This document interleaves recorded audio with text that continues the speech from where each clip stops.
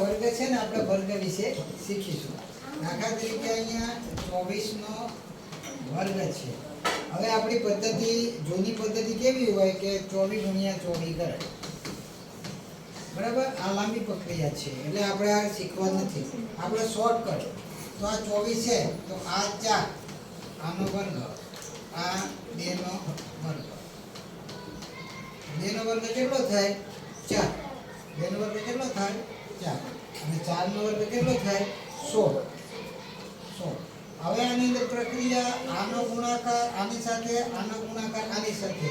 2 ચોક 8, 8 દુ 16. તો 16 જે છે એ આપણે આ એક સંખ્યા છોડી દેવાની છે અને પછી એનું શું કરવાનું છે? સરવાળો. તો આ 6, 7 અને આ 5, 576. 24 નો વર્ગ શું થાય? 576. આ રીતે આપણે શીખવાનું છે.